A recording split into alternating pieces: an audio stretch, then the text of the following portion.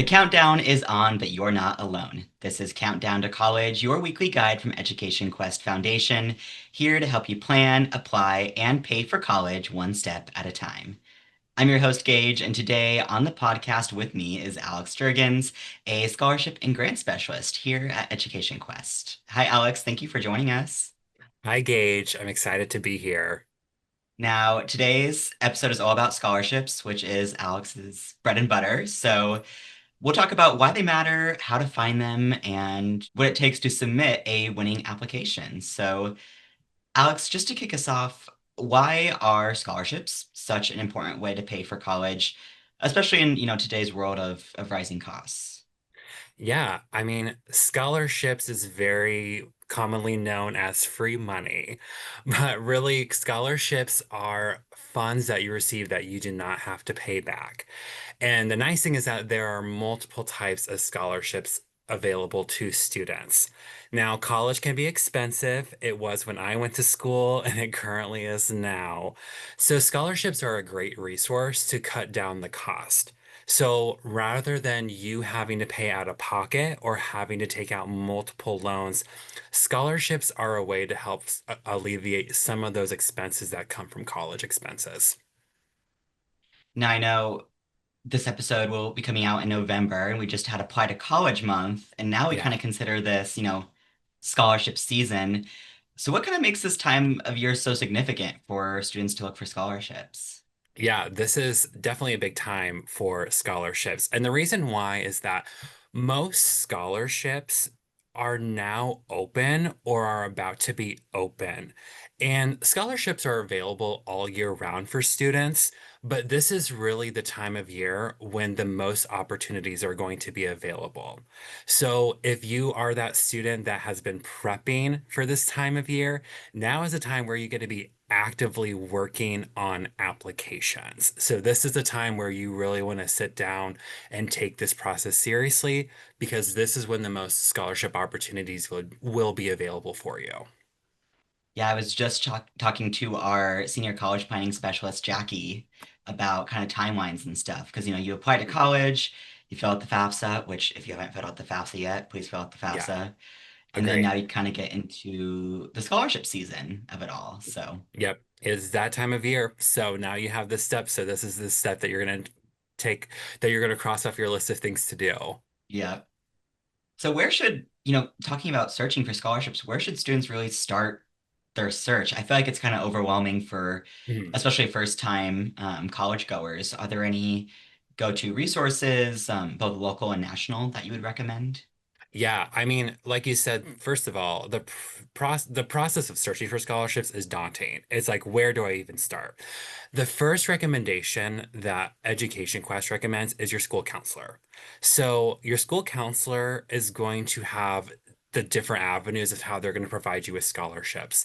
So that might be posting it on the school website. They might actually have a Google sheet of scholarships available for you. They might also have a packet of scholarships in their office. So, first thing is if you have not talked to your school counselor, you need to go ahead and do that, as in tomorrow, to get that information from them. Second resource that you can look for is the colleges that you plan to apply to. So every college is different on how their scholarship process works.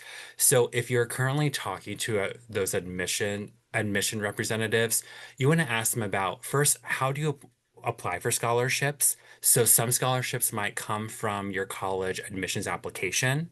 Some might come from a student portal that you'll receive once you apply to that school. Some schools might also have just a listing of scholarships for their institution that you would submit an actual application for. So you want to talk to those colleges to know what avenues of scholarship opportunities are available for you. And then another resource is Scholarship Quest. So this can be found on the Education Quest website.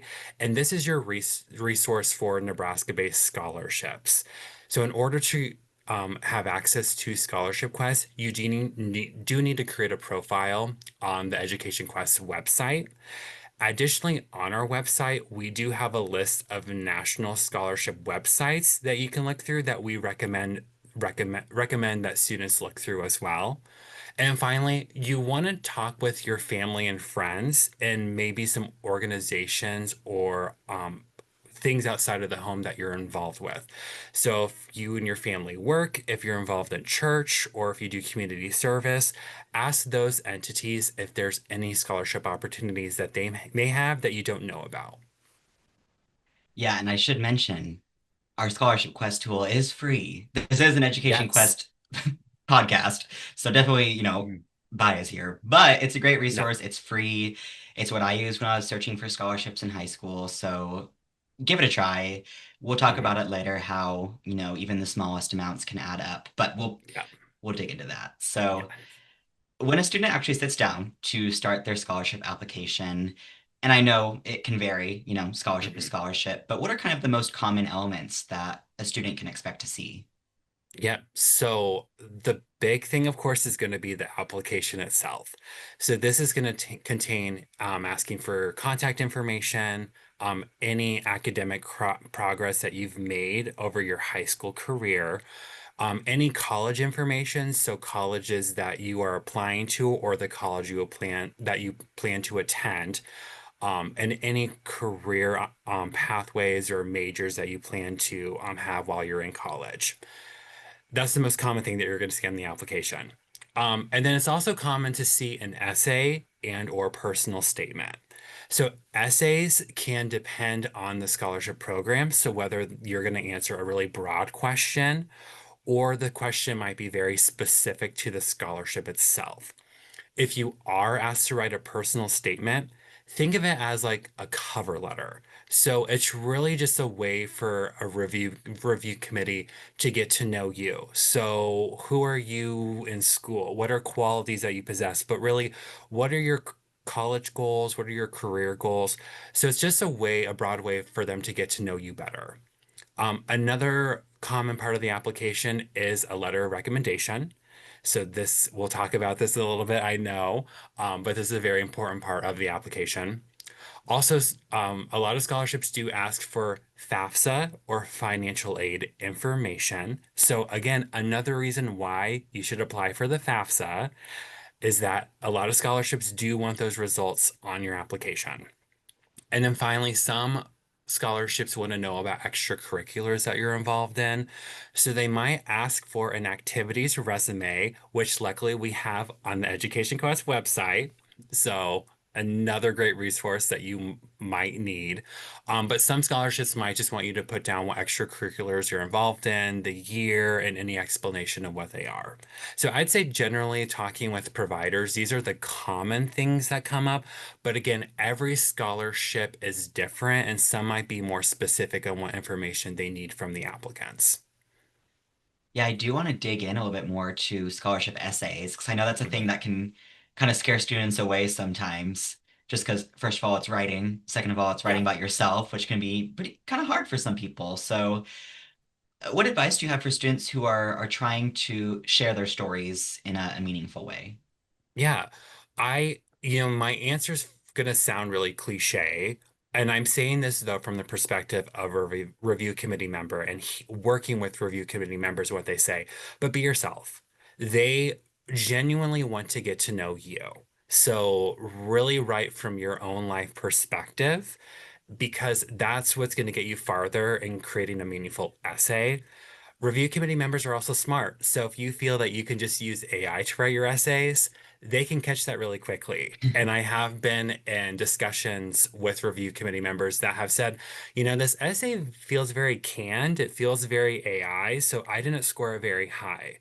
So again, they can tell when an essay was actually personally written versus when you're using AI. But I think the biggest thing to keep in mind is to make sure that you're answering the question that is being asked of you. So you can write a really wonderful essay that's beautifully written, there's no major grammatical errors, But review committee members are really making sure that you're answering the questions that they're asking.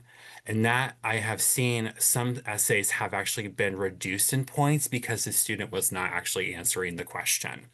So, for example, let's say a question being asked on an essay is, what is a challenge that you faced in the classroom? But most importantly, what is the lesson that you learned from it?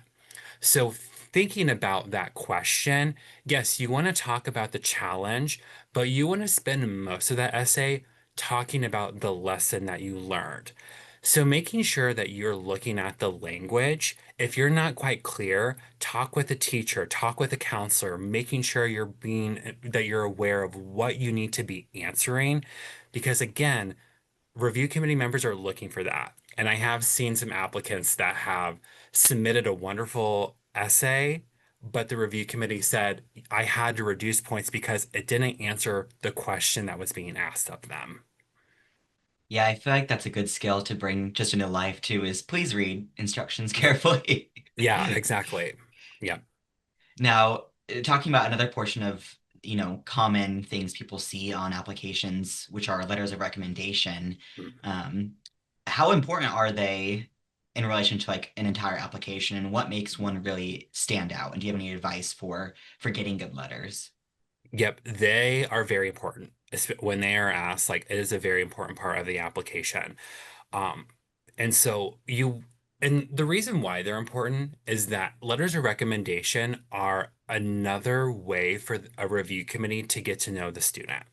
So when you're asking someone to write you a letter of recommendation, you want to make sure that you have a meaningful and positive relationship with that person. Don't ask a family member, don't ask a friend. You really want to ask a counselor, a teacher, a coach, or a mentor. Again, some adult in your life that you have a very meaningful relationship with. Now, in terms of what makes them stand out, so if you are writing a letter recommendation, you want to make sure that you're not only sharing the qualities and the reasons why the student would be a good candidate for the scholarship, but you want to give direct examples. So if you say, for example, a student is hardworking, what does that look like? So give a very direct example of what makes that student hardworking. So it's better to share one or two stories versus us sharing many qualities of the student. And the reason why is that review committee members, they're trying to visualize in their mind who the student is. So if you're really talking about, the ways that they're hardworking in the classroom or in their extracurriculars or at work, then the review committee can actually see that student in that environment. They can see them in the classroom. They can see them working hard and what that looks like. And again, I have seen and heard from review committee members that have said, the letter of recommendation didn't really tell me that much about the student. And so they reduced points on the application. So you want to make sure that you're giving those direct examples so that the review committee can actually better see the student. And it's also cool if you have an essay that is more specific, and then you have the letter of recommendation that's specific too. Then the combination, the review committee is like, I see this student. I Mm. have a great idea of who they are, and they're a great candidate for this scholarship. Yeah, what are just some other, common mistakes that you see on these scholarship applications? Because I know you've mentioned some where, they didn't answer the essay prompt fully, or like you just mentioned with the letters of recommendation. What are some other things that you see? Yeah, I mean, biggest thing, and again, it might be a little cliche, but not completing all sections of the application. But really, students that are not checking eligibility. So, in every application, they're going to say these are our eligibility requirements. You want to make sure that you fit those requirements, that you read them and say, yep, I meet all these qualifications, all these eligibility, all this eligibility. So you want to make sure that you're reading that section and that you fit that criteria. But one thing that I see that happens a lot is our students not asking for clarification or help on the application. So if you are confused of what is being requested from you on the application, reach out to the provider. So I'm very lucky in my role that I talk to many providers here in the state of Nebraska, and all of them want to make sure that they're getting successfully completed applications. So they're never in the mindset of, I wish we had less applications. They're always asking us, how can we increase our applicant pool? And sometimes some students feel, well, if I ask them for help or if I ask them a question, they might look negatively on my application. They might see me in a bad light. I'll tell you that is a false assumption that the providers will actually be really grateful and appreciative that you did ask for help. And I say this also as someone that I do initial screenings for one of our scholarship programs, and I also am responsible for our inbox. And I love when students ask us when they're having questions or if they're having issues with the application portal or issues with the application, because it shows us that you have initiative, that you care, that you're taking this seriously, that you're being organized. And when you're asking for help, make sure you're doing it before the deadline. So if you ask after the deadline, more than likely the answer is going to be, sorry, we can't move forward with your application. Yeah, that's a big through line with a lot of our interviews that we do is just asking for help because people Yeah, do want to help you and do want to support you and what they want to see you succeed. yeah, absolutely. Now, when it comes to like a student's overall search for scholarships, how can students find, that right balance when deciding how many scholarships to apply for? Just because there's thousands and thousands and thousands out there. Yeah. And again, like we mentioned, it's overwhelming for sure. I never like to share an actual number with this because the student should decide how much time and energy they want to put into their application. The nice thing is you are welcome to apply for as many scholarships as you want. So there's no limit, there's no expectation. If you feel you have the energy to apply for as many as you feel like, then go ahead and do it. But one thing that you might want to think about is looking through applications and what are some commonalities of the applications. So you really want to be organized in this process and see, well, these scholarships are asking for essentially the same thing, whether they're asking for a transcript, FAFSA results, an activities resume, and maybe organizing that way so you can knock off more scholarships at the same time versus having to at doing one at a time. So, but it's really dependent on how much energy and effort you want to put into them. But the more that you apply for, the more you're increasing your chances of getting scholarships. Yeah, I mean, talking about, some of those smaller dollar amount scholarships, which Mm. I don't know, should students bother with those or should they focus only on the larger amounts? Well, every scholarship is important and has value. So no matter how large or how small, it's really nice to receive a large scholarship. And I say that just from personal experience. But I also applied for small dollar, and those were equally as important for my undergraduate experience. Because you would be surprised how many small costs come up when it comes to college expenses. So those small dollar scholarships can help offset some of those small expenses that might come up from your college experience. So again, like I mentioned earlier, when you're looking through applications, for the commonalities in those applications because you might find for some of the small dollar scholarships that you have all the pieces for a couple of them already done, that you can go ahead and submit those applications and have that complete. So yes, both have value, both are important. So never think I'm only going to apply for the large dollar. Apply for as many as you want, but look at all of the options and make sure you're looking at what's required in the applications. That's a good point you brought up about, there's just those small things you don't think will come up in college. Like, wait till you start seeing some class fees on your Yeah, your student exactly. bills. Or a buck, you're just like, where did this come from? Yeah. What's this expense? So every dollar has a purpose and every scholarship dollar matters. Now, Alex, what about like the big national awards? Are Mhm. they worth the time and effort to pursue, or do you think students should focus more locally? So I I'm in the firm belief that if a student has the energy and excitement to apply for a scholarship, then they should do it. However, there are some things to keep in mind with the big national awards. So they're generally going to take more time to complete, and there's probably going to be more parts of the application, such as you might have to do an interview or you might have to do recording, things of that nature. So there's a couple of things that I want students to consider when they're reviewing a national big award, and making a decision if they want to apply for it. First off, are you 100% eligible for that scholarship? Are you meeting all of the eligibility requirements that they're wanting from their recipients? Also, where can the scholarship be used at? So, is it available at certain colleges? And if so, are you planning to apply for those colleges? Or are you able to use it for any college in the United States? And what does the scholarship cover? So look at those details. So it's gonna more than likely they're gonna say this is what we're gonna cover if you receive this scholarship. So again, looking for that information. Also, looking if there are similar local scholarships that you can fill out. And then asking yourself, are you comfortable with competing with a larger applicant pool compared to local programs?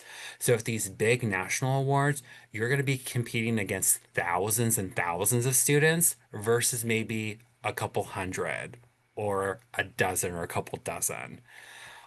And then one other thing is maybe look and review the past recipients of the award. So a lot of the big national scholarships, they like to share their recipients, share their story on their website or any resources.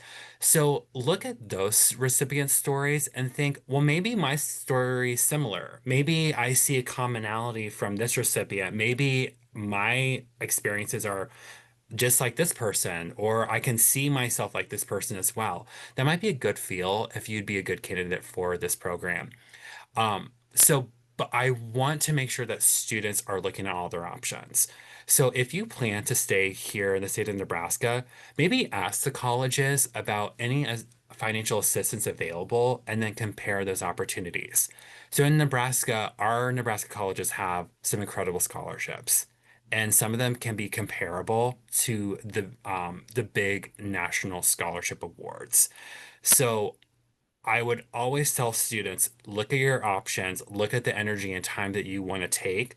But after thinking about these questions and taking the time to reflect on this, and if you still feel like you want to apply and you're the best candidate for that scholarship, then do it.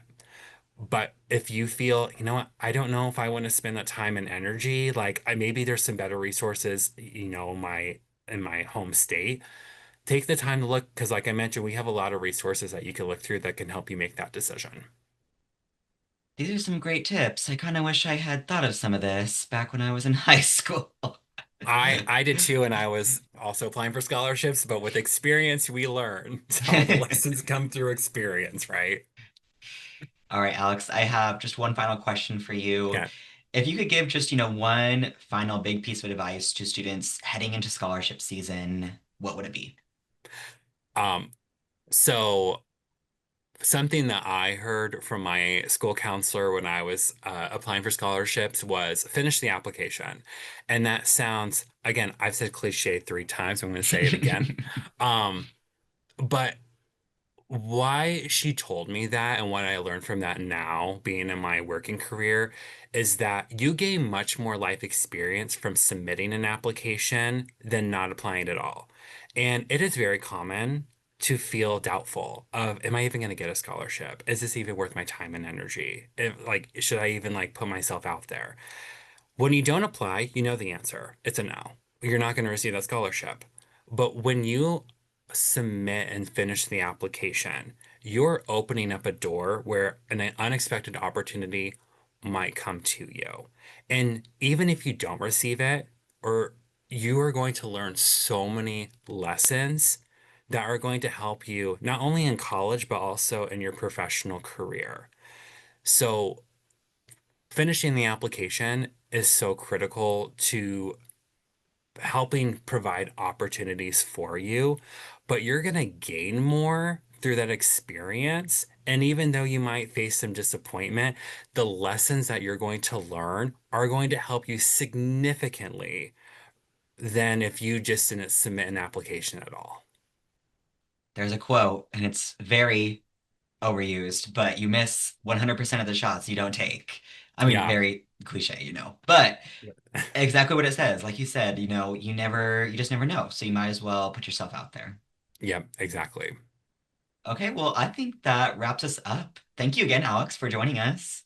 Yeah, thanks for having me join. I really enjoyed it. It was really fun.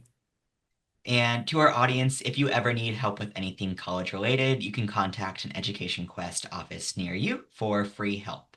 You can find our contact information or schedule an appointment on educationquest.org.